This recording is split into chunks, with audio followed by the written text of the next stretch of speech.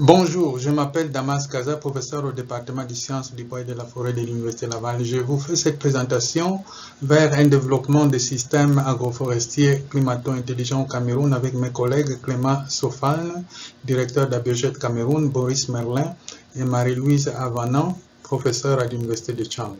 La présentation est faite dans le cadre du projet PADESAR 3C, exécuté par la faculté de foresterie, de géographie et de géomatique de l'Université Laval. Le Cameroun est souvent présenté comme l'Afrique en miniature. Sur cette carte, vous pouvez voir les 5 zones agroécologiques du Cameroun, de l'extrême nord et le nord, celle qu'on appelle soudano-sahélienne.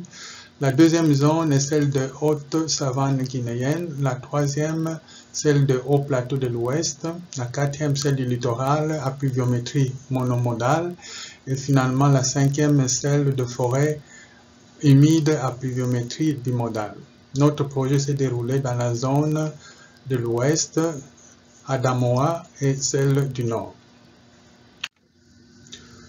Nous nous sommes fixés 3 objectifs dans le cadre de ce projet.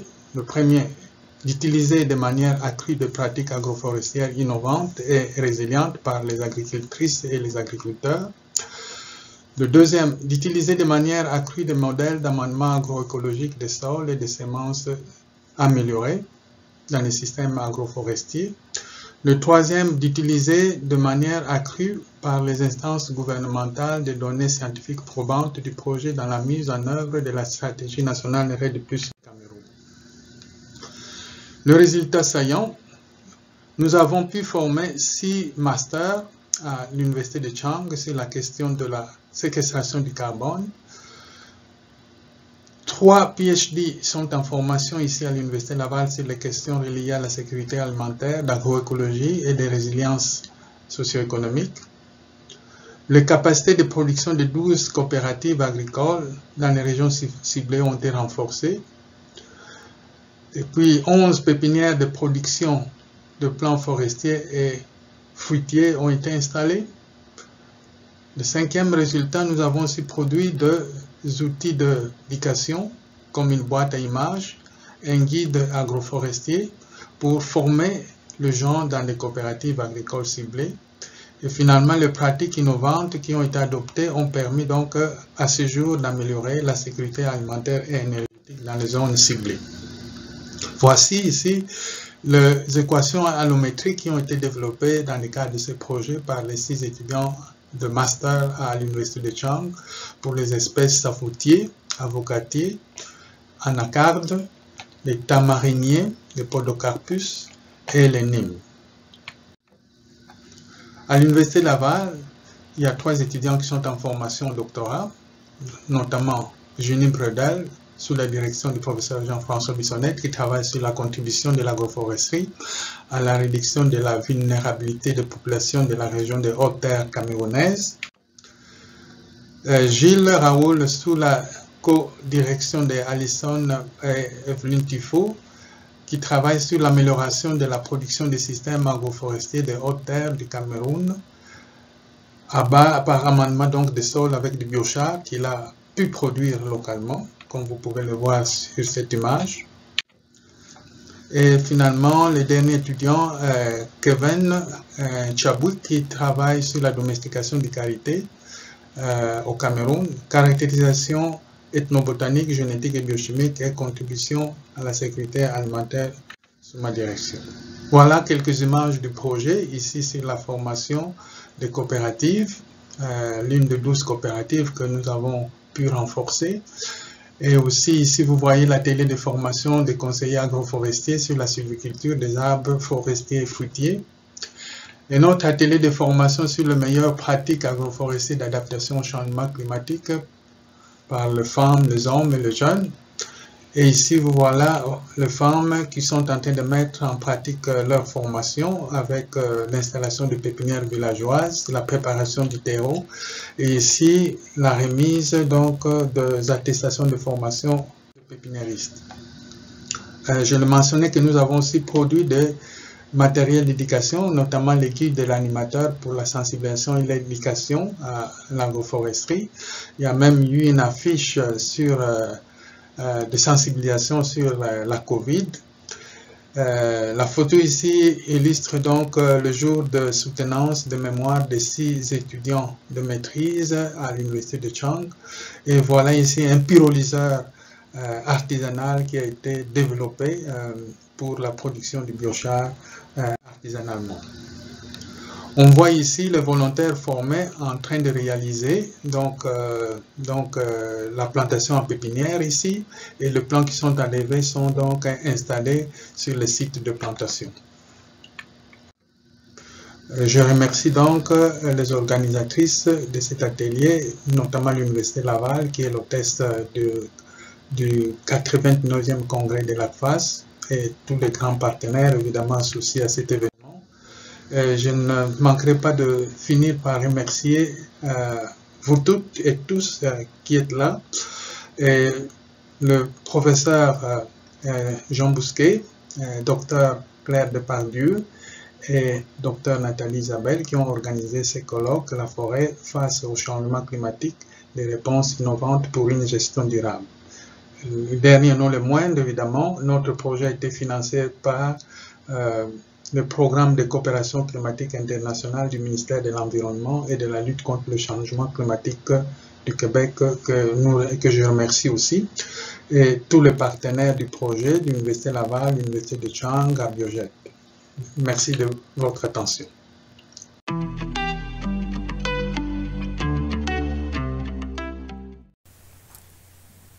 Quel sera donc l'avenir de nos forêts face à une augmentation rapide de la population et à une forte demande en matière d'agriculture? La présente présentation a pour thème stratégie d'adaptation à la variabilité climatique des exploitations agricoles de la forêt classée des Trois-Rivières au nord du Bénin. Le plan de la présentation se présente comme suit: la problématique, ensuite la présentation du bureau d'études, la méthode de recherche, les résultats et enfin la conclusion. Le nord du Bénin est marqué par une croissance de la population et une dégradation avancée des terres due à l'utilisation des pesticides chimiques. L'une des premières réponses des populations agricoles face à ce déséquilibre de production par rapport aux besoins a été l'extension des terres de culture à travers de nouvelles défriches. La présente étude a pour objectif d'analyser les stratégies mises en œuvre par les agriculteurs pour sauvegarder la forêt classée des Trois-Rivières au nord du Bénin. La forêt classée des Trois-Rivières est située au nord Bénin, limité au nord-ouest par la commune de Gouagounou, au sud par la commune de Bemereke, au nord-est par la commune de Segbana et au sud-est par la commune de Karalé. Elle a une superficie de 259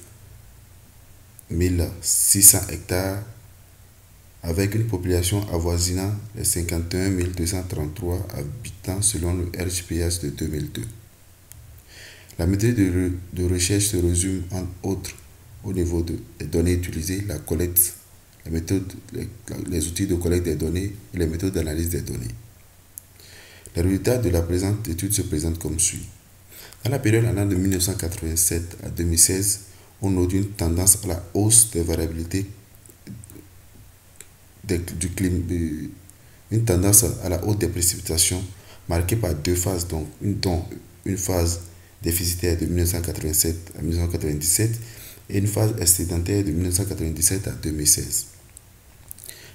La mise en œuvre d'une rupture dans la chronique des précipitations s'est soldée par une rupture en 1997 mise en œuvre par le test de Lee et de Enian.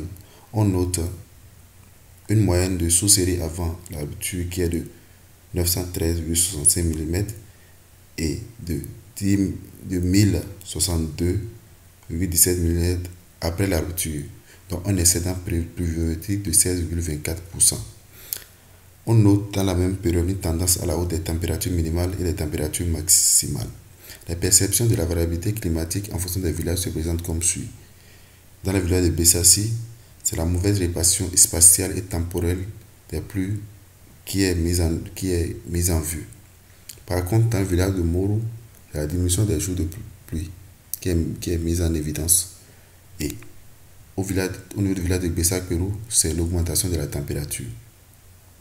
Les indicateurs de la dégradation de cette forêt sur les personnes enquêtées se présente comme suit. La baisse de rendement avec 31,2%, la déforestation 25,6%, suivi de l'érosion du sol 8,4%. Ensuite, la disparition des espèces animales et végétales, la réduction de terres cultivables et la réduction de pâturage. Les stratégies utilisées par la population riveraine se résument entre autres par l'agroforesterie par 43,2%, l'association de culture 27,2%, le reboisement 24%, suivi du substitut d'engrais et l'utilisation des variétés précoces.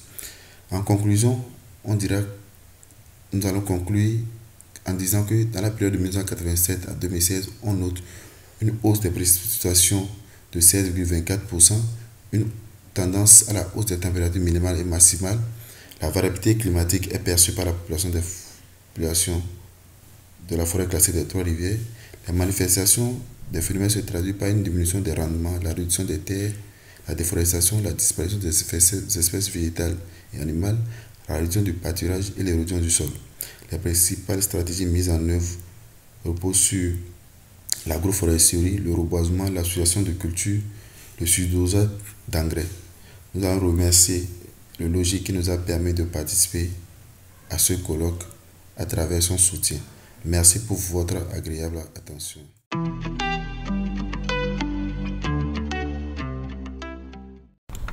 Bon matin à tous, bienvenue à ma présentation sur la sensibilisation sur les changements climatiques et l'amélioration de l'utilisation des terres pour la réduction de la déforestation à l'Est Cameroun. Comme plan de la séance, nous aurons le contexte et justification, les objectifs, la méthodologie, les résultats attendus et la conclusion. En contexte et justification, nous disons que les pays en voie de développement, à l'instar du Cameroun, subissent de plein fouet les effets environnementaux, sociaux et économico-dévastateurs des changements climatiques, provoqués généralement par la déforestation, la dégradation et la fragmentation des forêts. De 2002 à 2020, le Cameroun a perdu 708 km² des forêts primaires humides, ce qui représente 48% de sa perte totale de couverture forestière. On note dans ce pays une progression de la déforestation de 0,6% chaque année.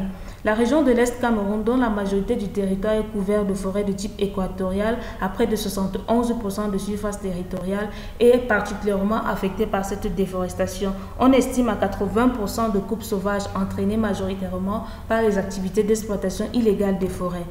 C'est dans ce contexte que s'inscrit cette initiative visant d'une part à sensibiliser en langue locale et en français les populations de l'Est Cameroun et d'autre part à accentuer la pratique de l'agriculture intelligente face au climat et le reboisement dans cette zone.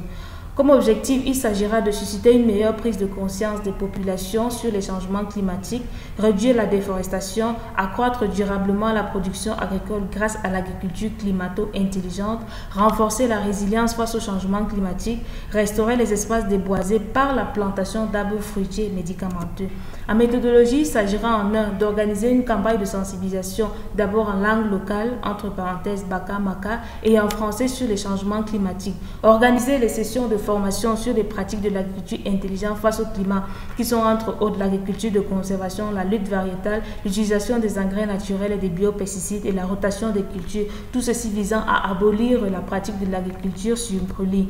En trois, il s'agira d'organiser une campagne de reboisement sur les zones déboisées par la plantation d'arbres fruitiers et médicamenteux qui profiterait à la population locale. Comme résultat attendu, nous nous attendons à susciter une réelle prise de conscience des paysans sur les changements climatiques, réduire la déforestation, préserver la biodiversité, accroître le rendement agricole des paysans et leur économie, améliorer la résilience agricole face au changement climatique, restaurer les espaces déboisés dus à l'agriculture sur brûlis et réduire les effets des changements climatiques par le stockage du CO2. Les régions d'Afrique et plus particulièrement la région de l'Est Cameroun doivent connaître une profonde transformation pour relever les nombreux défis que représentent les changements climatiques.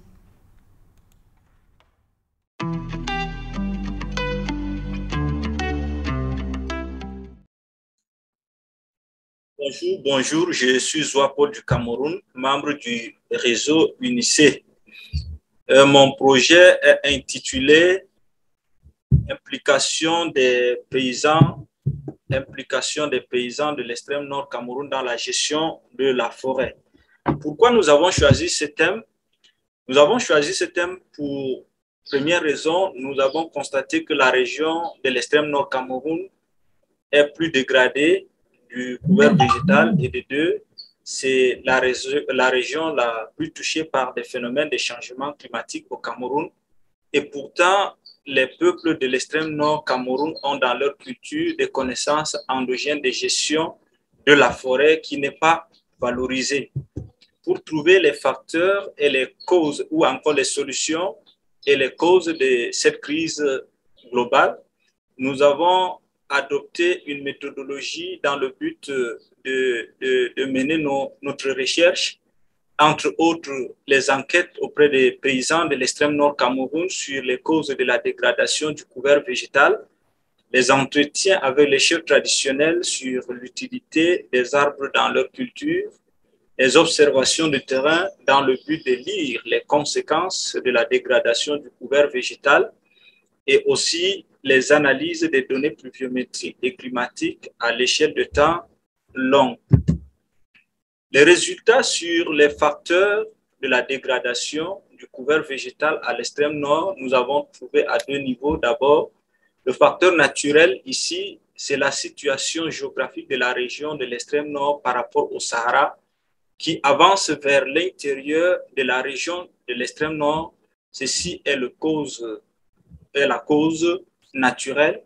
Et en ce qui concerne donc les facteurs anthropiques, nous avons le taux de pauvreté de la population qui s'élève à 74,3%, la sous-scolarisation de la population qui est à 70%, et les activités agro-pastorales qui occupent à 80% de la population. Ici, nous trouvons que la population de l'extrême nord, l'extrême nord est d'abord une des régions les plus peuplées du Cameroun, mais pauvre. La population n'a pas autre activité à part l'agriculture, à part l'élevage, et ces deux activités contribuent largement à la dégradation du couvert végétal. Les populations de l'extrême nord coupent de façon illicite les bois dans des espaces reboisés. Et ceci, nous comprenons parce qu'il manque d'activité. Et pour ce faire donc, nous avons également trouvé sur le terrain quelques atouts à valoriser. Ici, les peuples de l'extrême nord Cameroun ont dans leur culture des connaissanses endogènes de gestion de la forêt. Pourquoi? Parce que nous avons mené une enquête auprès de 19 peuples. Nous avons trouvé que sur les 19, au moins 16 ont de connaissances de protection de la forêt, car ils le font déjà à travers les bois sacrés et des sanctuaires bien entretenus et gardés. Également, nous trouvons comme atout déjà la population est élevée, c'est-à-dire la région de l'extrême nord a une population tellement élevée qui manque d'activité. Pour ce faire, nous avons donc pour perspective ici de valoriser les connaissances endogènes de gestion de la forêt à la manière des bois sacrés dans le but de lutter contre les changements climatiques. Nous voulons également faire du reboisement une activité économique dans le but de réduire la pauvreté de la population. Nous appelons ici changement de la tendance, inversement ou encore changement de tendance. Pourquoi? Parce que si autrefois la population partait vers l'environnement pour le détruire, nous voulons cette fois-ci que la population reparte vers l'environnement, le protéger, c'est-à-dire faire des reboisements pour avoir de l'argent dans le but de réduire la pauvreté de cette population qui est la cause primordiale de la destruction du couvert végétal. Nous voulons également ici sensibiliser les populations à délimiter les champs par des arbres, parce que nous avons également eu sur le terrain que les populations de l'extrême nord ont dans leur culture la façon de délimiter les champs par des arbres, mais cette réalité est négligée ces derniers temps. Donc voilà en quelque sorte mon projet. Nous voulons faire de ce projet un levier de lutte contre les changements climatiques à l'extrême nord du Cameroun. Et je vous remercie pour votre aimable attention.